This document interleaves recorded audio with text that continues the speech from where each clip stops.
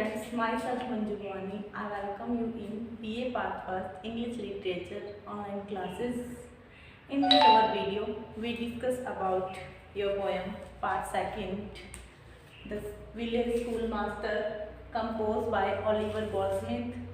In Part First, we discuss about the poet of this poem and the short summary of this poem. In this video, we discuss the all summary of this poem and introduction to the poem. हमारी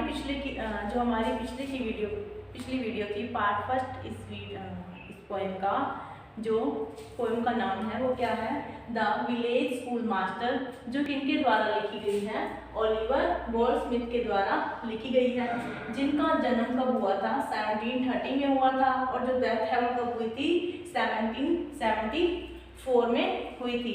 part first में हमने Oliver Goldsmith के बारे में discuss किया था और part two में हम पोएम के बारे में डिस्कस करेंगे कि जो पोएम है वो किस पर राइट की गई है और ओलिवर गोल्डस्मिथ है उन्होंने इस पोएम में क्या डिस्क्राइब किया है। पार्ट फर्स्ट में मैंने आपको शॉर्टली बताया था कि ये जो पोएम है ये क्या है, एक नाम से, जैसे इस पोएम के जो टाइटल है उसके नाम से हमें पता चल रहा है द विलेज स्कूल मास्टर, मतलब यहाँ पर एक गांव के स्कूल मास्टर की बात हो रही है। जो स्कूल मास्टर है वो किस तरीके के नेचर वाला जो मैन है और उसकी क्या क्या एबिलिटी है और जो विलेजर्स हैं वो उनके बारे में क्या सोचते हैं, और एक बहुत ही अच्छा डिस्क्रिप्शन दिया हुआ है उस विलेज का जहाँ पर ये जो स्कूल था वो मेंशन था, मतलब स्कूल जहाँ पर था वो और जहाँ पर जो विलेजर थे वो रहते थे। बहुत ही अच्छे तरीके से जो पोइट हैं उन्होंने डिस्क्रिप्शन दिया है विलेज का, स्कूल का और नेचर का, स्कूल मास्टर के। तो let's start about the poem. The village schoolmaster is an extract from Goldsmith's poem The Deserted Village. He presents a vivid and lively imaginary of the village Aban. इस poem में क्या है, अबन नाम का एक village है, उसका डिस्क्रिप्शन दिया हुआ है। In this poem, the village he had lived in. The poem opens with a casual description of the geographical location of the village schoolmaster's mansion. The schoolmaster was a strict disciplinarian. His people viewed him fear and respect. He was a man of benevolent nature. He knew everything like right, debate, survey fields, etc. The villagers were amazed at the amount of knowledge. The poet concludes that all his fame had disappeared and even the place belonging to him has forgotten. तो ये क्या है, poem का introduction है जिसमें जो poem है वो कैसे स्टार्ट हो रही है, तो विलेज स्कूल मास्टर, ये क्या है, पोएम का नाम है, इज एन एक्सट्रैक्ट फ्रॉम, जो कहाँ से ली गई है, गोल्डस्मिथ की एक पोएम है द डेजर्टेड विलेज। इस पोएम में से ये हमारी जो पोएम है वो उसकी शॉर्ट जो एक पैराग्राफ है वो लिया हुआ है। He presents a vivid and lively imaginary of the village. यहाँ पर जो पोइट है वो क्या कर रहा है, प्रेजेंट कर रहा है, शो कर रहा है एक विविध, एक भव्य और लाइवली, मतलब कि एक जीवित इमेजनरी ऑफ विलेज, एक गांव की जीवित और बहुत ही अच्छे तरीके से जो इमेजनरी है, उस गांव का नाम क्या है, अबन, जो कहाँ का है, आयरलैंड का एक गांव है। उस गांव की जो इमेजनरी है, मतलब बहुत ही अच्छा डिस्क्रिप्शन है वो पोइट ने यहाँ पर प्रेजेंट किया है इन दिस पोएम में, इस कविता में। The village he had lived in, ऐसा ये विलेज था जहाँ पर कई बार मतलब रहता था, या ऐसा भी विलेज हो सकता है कि जो पोइट था वो कई बार वहां पर घूमने गया हो या तो भ्रमण करने गया हो। The poem opens with a casual description, जो पोएम है वो कैसे ओपन होती है, जो स्टार्टिंग लाइंस है पोएम की वो कहाँ से स्टार्ट होती है, कैजुअल डिस्क्रिप्शन, जो एक साधारण सा डिस्क्रिप्शन दिया हुआ है ऑफ द जियोग्राफिकल लोकेशन, एक भौगोलिक जो लोकेशन है, स्थिति है किसकी, जियोग्राफिकल का मीन्स होता है भौगोलिक और लोकेशन का मीन्स होता है स्थिति, जो भौगोलिक मतलब कि जो भौगोलिक स्थिति थी किसकी, of the village school masters management. यहाँ पर जहाँ मतलब जो स्कूल मास्टर था उसका मेंशन था, मेंशन मतलब कि जहाँ पर वो रहता था उसका घर था, उसकी डिस्क्रिप्शन के साथ ये जो पोएम है वो स्टार्ट होती है कि स्कूल मास्टर का जो घर था वो गांव में किस साइड था और किस जगह पर वो रहता था। The school master was a strict disciplinarian. जो स्कूल मास्टर था वो क्या था, स्ट्रिक्ट था, मतलब कि कठोर था, और ये डिसिप्लिनेरियन का मतलब होता है अनुशासित। वो एक अनुशासित आदमी था, बहुत ही कठोर अनुशासन वाला आदमी था। हिज पीपल, पीपल का मीन्स होता है शिष्य या विद्यार्थी। पीपल का मीन्स क्या होता है, शिष्य या विद्यार्थी। मतलब उसके जो पीपल मतलब उसके जो विद्यार्थी थे उसे देखते थे, व्यूड हिम, उन्हें देखते थे, फियर एंड रिस्पेक्ट। यहाँ पे देखो फियर और रिस्पेक्ट कंट्रास्ट हो रहा है दो वर्ड का। रिस्पेक्ट का मीन्स आपको पता ही है क्या होता है, आदर, और फियर मतलब डर। जो उनके बच्चे थे, जो उनसे पढ़ने वाले उनके बच्चे थे, वो उन्हें आदर और डर दोनों की नजर से देखते थे, क्योंकि वो क्या थे, स्ट्रिक्ट डिसिप्लिनेरियन थे, बहुत ही ज्यादा अनुशासन वाले व्यक्ति थे। ही वॉज अ मैन, वो एक आदमी थे, ऑफ बेनेवोलेंट। बेनेवोलेंट का मतलब होता है परोपकारी, मतलब वो क्या थे, परोपकारी, मतलब कि काइंड भी कह सकते हैं हम। वो क्या थे, एक परोपकारी नेचर वाले आदमी थे। इसीलिए जो बच्चे हैं उनको फियर के साथ तो क्यों देखते थे, क्योंकि वो स्ट्रिक्ट थे, और रिस्पेक्ट के साथ क्यों देखते थे, क्योंकि एक तो वो उनके गुरु थे, टीचर थे, और दूसरा वो क्या थे, एक परोपकारी नेचर वाले आदमी थे। He knew everything, वो सब कुछ जानते थे, वो सब कुछ जानते थे, क्योंकि वो क्या थे, एक इंटेलिजेंट पर्सन थे। जैसे कि वो क्या क्या जानते थे, राइट, लिखना जानते थे, डिबेट मतलब कि वाद विवाद या बहस करना, वाद विवाद या बहस करना, इसको साइड में राइट कर लेते हैं। डिबेट का मीन्स क्या होता है, बहस करना, मतलब कि उनसे बहस करने में कोई भी जीत नहीं सकता था, वो बहस करने में उनको बहुत ही ज्यादा महारत हासिल थी। सर्वे फील्ड, वो क्या है, जो खेतों का अवलोकन है वो भी बहुत अच्छे तरीके से कर सकते थे, एक्सेट्रा। इसके अलावा वो मैथमेटिक्स की जो प्रॉब्लम्स थी उनको भी हल कर सकते थे, और मेजरमेंट को भी वो बहुत ही अच्छे तरीके से जानते थे। द विलेजर्स वर अमेज्ड, जो विलेजर्स थे, अमेज का मतलब क्या होता है, आश्चर्यचकित।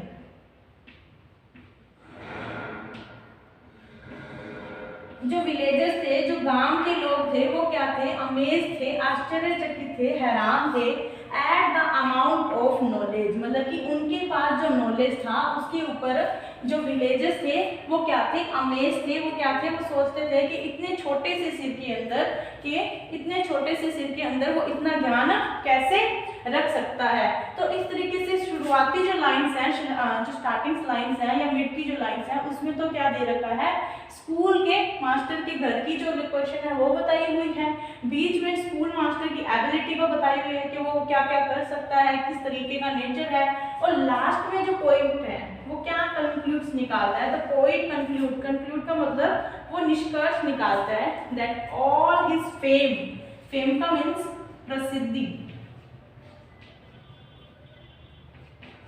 मतलब सारी की सारी जो प्रसिद्धि थी उसने जो अपना रखी थी, उसने कमा रखी थी, हैड डिसअपीयर्ड। डिसअपीयर्ड का मीन्स होता है गायब होना, वो क्या हो चुकी है, गायब हो चुकी है। And even the place belonging to him, और जो प्लेस था, जो जगह थी, मतलब जो स्कूल मास्टर का जो विलेज था जो उससे जुड़ा हुआ था, टू हिम, उससे हैज फॉरगॉटन, फॉरगॉटन मतलब कि बुलाया जा चुका है, बुलाया जा चुका है, मतलब अब जो वो गांव है वो क्या है, अब वो बुलाया जा चुका है, उसे कोई भी याद नहीं कर रहा है। जो गांव है वहां के के जो लोग हैं वो क्या है, अच्छी स्टडी के लिए या अदर किसी ऑक्यूपेशन के लिए उस गांव को छोड़कर माइग्रेट कर गए हैं, मतलब वो छोड़कर वहां से चले गए हैं। और जो वो गांव है वो धीरे धीरे क्या है, खाली हो जाता है। और जो पोइट है वो क्या है, कई सालों बाद उस गांव में जाता है, तो उसे क्या है, अपनी सारी की सारी जो मेमोरीज है वो याद आती है कि किस तरीके से वो गांव में रहते थे। और वहाँ पे स्कूल मास्टर की जो फेम था, जो स्कूल मास्टर की स्थिति थी, उसको याद करता है। लास्ट में वो क्या देखता है कि स्कूल मास्टर है वो भी क्या है, वहां से डिसअपियर्ड हो गया, मतलब कि लोग क्या है उसको भूल गए हैं। और जो विलेज है उसको भी लोग क्या है, भूल चुके हैं। तो ये थी पोएम। एक बार हम फिर से इसको देखेंगे कि पोएम में क्या कहता है, फिर से देखते हैं हम, एक बारी रीड करते हैं। The village schoolmaster is an extract from Goldsmith poem The Deserted Village। ये जो school master, the village school master आपकी पोएम है, ये एक एक्सट्रैक्ट मतलब ली गई है। एक्सट्रैक्ट का मतलब क्या होता है, ली गई है फ्रॉम गोल्डस्मिथ पोएम। गोल्डस्मिथ की एक पोएम है जिसका नाम है the deserted village. The deserted village एक पूरी पोएम है, उसमें से क्या है, एक स्टैंजा मान सकते हैं या उसका कुछ जो पार्ट है वो क्या है, आपकी पोएम अलग से बनाकर इन्होंने ली गई है, जिसका नाम क्या रखा हुआ है, the village school master. He presents, वो शो होता है, प्रेजेंट को हम क्या लिखते हैं, शो या बताते हैं या दिखाते हैं, a vivid and lively imagery of the village।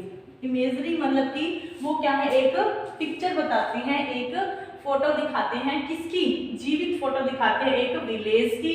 Village का नाम क्या है, अबन। विलेज का नाम क्या है, अबन नाम का एक विलेज है।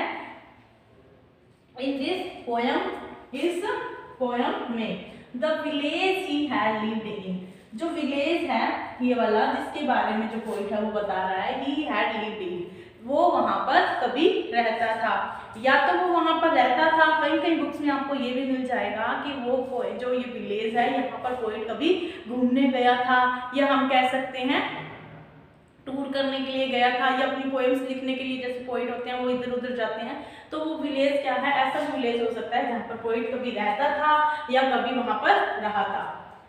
द पोएम ओपन्स, अब इस पोएम के बारे में बात हो रही है। जो पोएम की ओपनिंग लाइंस हैं, जो पोएम है वो स्टार्टिंग लाइंस हैं, इसकी स्टार्ट होती है कहाँ से, विद अ कैजुअल डिस्क्रिप्शन। एक कैजुअल डिस्क्रिप्शन मतलब कि एक पिक्चर दी हुई है, डिस्क्रिप्शन मतलब कि इमेज बताई हुई है, फोटो दी गई है, ऑफ द जियोग्राफिकल लोकेशन, एक भौगोलिक स्थिति। जियोग्राफिकल लोकेशन का मीन्स क्या होता है, भौगोलिक स्थिति, मतलब कि पूरे गांव में जहां पर उस स्कूल मास्टर का घर था उसकी भौगोलिक स्थिति दी हुई है। Geographical location of the village school master mention.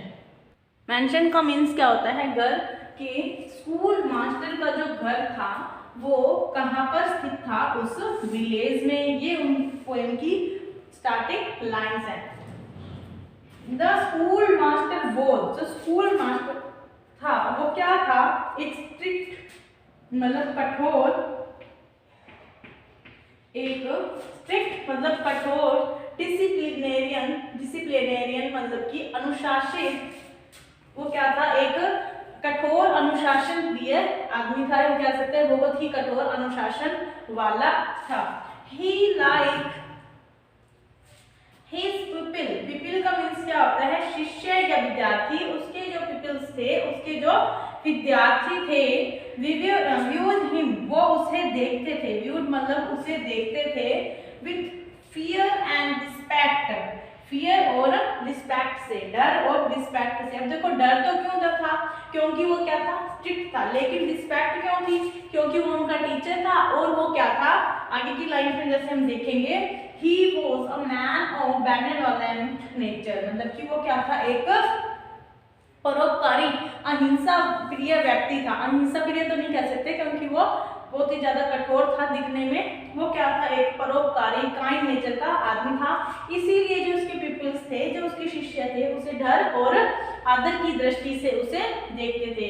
He new everything. अब आगे जो पॉइंट है वो क्या है, एबिलिटीज बताएगा उस स्कूल मास्टर की। जो स्कूल मास्टर था वो क्या क्या नॉलेज रखता था। अब आगे क्या वो कहता है पॉइंट, ही न्यू एवरीथिंग, कि वह सब कुछ जानता था, लाइक राइट लिखना, डिबेट मतलब कि बहस करना। डिबेट का मीन्स क्या होता है, बहस करना, डिबेट। अब यहाँ पर आपको आराम से पूरा दिखाई देगा। डिबेट का मीन्स बहस करना, कि वो वाद विवाद मतलब कि बहस करना भी बहुत अच्छे से जानता था। सर्वे फील्ड्स मतलब कि अवलोकन करता था, फील्ड्स का खेत का अवलोकन भी वो बहुत ही अच्छे तरीके से कर पाता था। इसके अलावा हम यहाँ पर और भी राइट कर सकते हैं, वो प्रॉब्लम सॉल्व कर सकता था मैथमेटिक्स की। He can solve the problems of mathematics, मतलब कि गणितीय जो समस्याएं थी उनको भी वो हल कर सकता था, और मेजरमेंट कर सकता था, मतलब कि नाप तोल भी उसको क्या है आता था। मेजरमेंट इन अ वेसल, मतलब कि एक बर्तन के अंदर कितना पानी, दूध या कुछ भी हम कह सकते हैं नाप तोल वो आराम से उसको कर सकता था। और वो फोरकास्टिंग कर सकता था टाइड के बारे में, मतलब ज्वार भाटे के बारे में या ज्वार के बारे में, टेम्परेचर के बारे में, या हम कह सकते हैं मौसम के बारे में। वो क्या है फोरकास्टिंग मतलब कि भविष्यवाणी भी करता था, किसके अकॉर्डिंग, सिचुएशन के अकॉर्डिंग, मतलब कि सिचुएशन को देखकर, अवस्थाओं को देखकर वो क्या है फोरकास्टिंग करता था। पहले क्या है पूर्वानुमान लगा सकता था, भविष्यवाणी नहीं कहेंगे फोरकास्टिंग को, फोरकास्टिंग का मीन्स कहेंगे पूर्वानुमान। वो क्या है पहले से ही अनुमान लगा सकता था। ये सारी एबिलिटी क्या थी उनके पास थी। इसी एबिलिटी के कारण द विलेजर्स वर अमेज्ड, जो विलेजेस थे, जो गांव के आदमी थे, जो ग्रामीण लोग थे, वो क्या थे, अमेज्ड थे, आश्चर्यचकित थे, एट द अमाउंट, अमाउंट मतलब कि राशि कह सकते हैं, या अमाउंट हम कह सकते हैं कि मतलब उनके पास जो नॉलेज था, अमाउंट ऑफ नॉलेज के, जो नॉलेज का भार था उनके पास, जो नॉलेज का भंडार था, उसके ऊपर जो विलेजेस थे वो क्या थे, अमेज थे। जो ग्रामीण थे, जो विलेजर्स थे, वो क्या सोचते थे कि इतने से सिर के अंदर, इतने से माइंड के अंदर, मतलब दिमाग के अंदर वो इतना सारा ज्ञान कैसे कर सकता है। और जो विलेज का पृष्ठ था, पृष्ठ मतलब पुजारी था, वो भी क्या है उसकी वर्डिंग मतलब कि जो कैचिंग ऑफ वर्ड्स, मतलब उसकी जो शब्दों पर जो पकड़ थी उसको क्या है वो भी मान चुका था, उसका लोहा ले चुका था।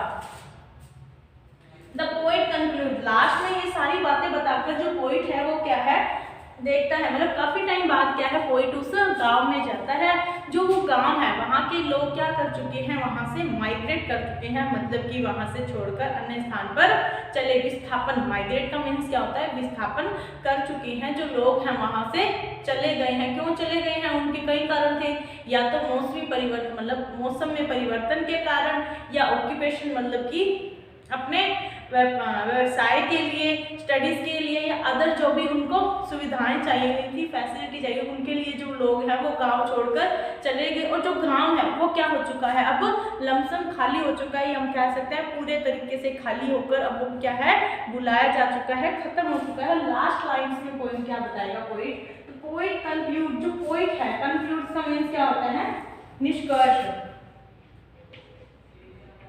निष्कर्ष के पोएट है वो क्या निष्कर्ष निकालता है, वो निष्कर्ष निकालता है दैट यह ऑल हिज फेम मतलब उसकी जो प्रसिद्धि थी, जो उसका नाम था किसका, स्कूल विलेज मास्टर का, हैज डिसअपीयर्ड, वो क्या है अब गायब हो चुका है। मतलब क्योंकि अब जो लोग हैं वहां पर कोई रहता नहीं है, तो उसकी जो पहचान थी, जो उसका लोहा माना हुआ लोगों का था, अब उसे हर कोई भूल चुका है।